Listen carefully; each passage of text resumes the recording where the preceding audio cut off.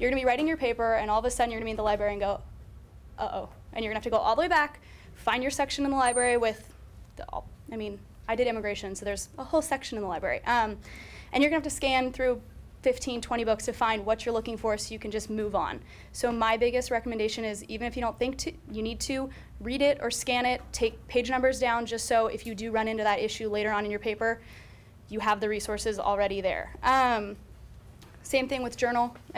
Use your library. They have so many more books than I thought they did. Use it. I thought that there were gonna be like 3 immigration books, and they have this massive section in the library. So use it. Same with journal databases. Use as many as you can, get as many articles, save them. Even if you don't read them, save them so you can have them later.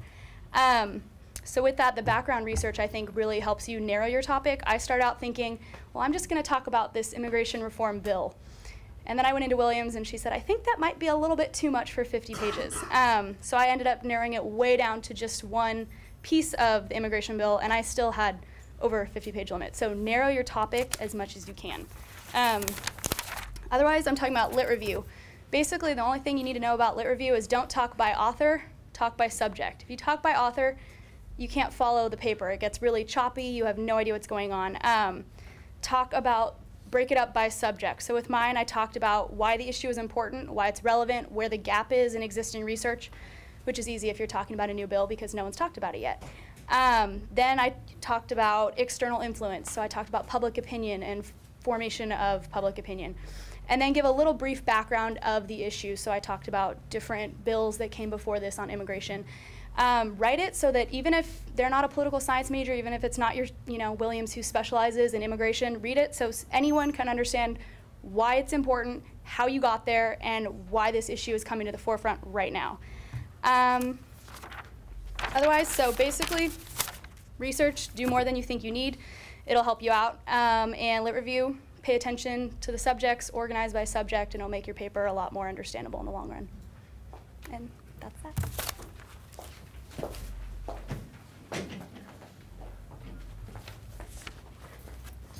Hello, my name is Selena, and I'm also a graduating senior, and I just want to tell you a little about my process right now. I'm currently going through the senior project process, and I wanted to tell you the biggest step for me anyway was finding a senior project topic. I knew I wanted to do something related to political psychology, and just by chance I had a class with Ning Zhang, and we were talking a little bit about culture and politics. So I went by her office hours one day, and I just told her, I'm very interested in this topic. How could I learn more? And after that, we just had casual conversations with each other. We just talked about senior project ideas very, very casually, nothing serious, and from that is where I developed my senior project topic.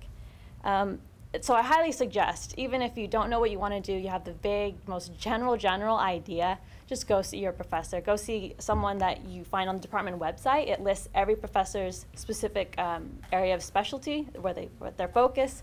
It's really, really quite simple, and it's not intimidating. Trust me, it really isn't that bad. The hardest part for me, which Professor Zhang had to continually push me on, was writing down my ideas. I would constantly have crazy ideas that I wanted to pursue. I wanted to do political psychology. I wanted to talk about terrorism. And I would show up at her office hours with just a bunch of ideas, and she would kick me many, many times to write it down. So the easiest way to look at your ideas and to analyze what exactly you want to do is to write it down. No matter how trivial, how general, write it down. It's probably the biggest thing I think I learned throughout this whole process. So after numerous conversations with Dr. Zhang, I found my topic. And the first thing I had to do was write a historical background. Very general again, and it was maybe 4 or 5 pages, and it was just to understand the context of my senior project. Again, it's not very much research. It's generally a summary. It's not intense at all. And then once I did that, I had to come up with an outline. With the outline, I really developed a great visual for how my senior project is going to turn out. You start with the literature review as mentioned. You come up with the little evidence, your case studies, and you summarize. I mean, it's just easier to look at it and realize that you have a senior project already laid out. It's motivating, it's encouraging once you do that outline. At least for me it was anyway. And so currently I am gathering evidence on my senior project. And this is kind of tedious, of course. My senior project is specifically looking at a movement in northern India, and it focuses on specific the impact of religion, the impact of collective identity, and threat perception. And so this movement is not very well known. Access to resources is very limited, but Professor Zhang has been helping me so much in finding resources. I've looked at other universities and contacted other professors to help me as well. So just know there are professors out there who will help you on your topic. Just find something that you're interested in, and it'll work. It'll definitely work. So as I was saying, at the moment I'm gathering evidence, and whenever I find a piece of evidence that supports an argument, so I'm talking about collective identity, and I find this piece of text, I just write up a few paragraphs about it. I mean, I'm just doing chunks at a time. So if you find a piece of evidence, just do 3 paragraphs and write about how it supports or how it's going to fit in your senior project. Then another piece, write another 3 paragraphs and just how it fits in. And you'll realize that you're basically writing your senior project in chunks, and then at the end you're just going to put it all together. So it's not a hard process where you're just writing 20 pages all at one time sitting at your laptop. You realize that it'll come together before you even know it, really. So yeah, so far it's been a great experience, and I highly encourage you to start early. You'll have more time with your professors, come up with a better idea and something that you'll actually be really, really proud of. So, thanks. All right. Hi, I'm Dr. Annika Leitner. I think I know actually all of you. And my advice for senior project is to do it.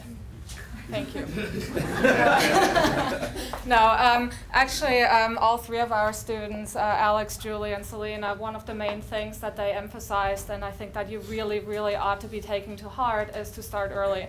I can't tell you how many times I get people during week 1 or week 2 of the quarter, sometimes even toward the end of week 2, when the drop ad deadline has already passed, and I'm thinking, okay, so now instead of having 10 weeks, which is already ridiculously short, we have 8 weeks or 7.5 weeks to come up with a 50-page paper that is supposed to require 120 or so hours of work.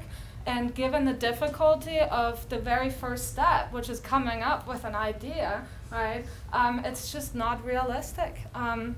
So, like Selena said, use your time in classes with professors to informally brainstorm some ideas. Write down ideas as you are taking classes, these last few quarters that you have at Cal Poly, and then think about them, talk about them, refine them, and contact who you think you're going to want to work with, and ask them for help. That's what we're here for.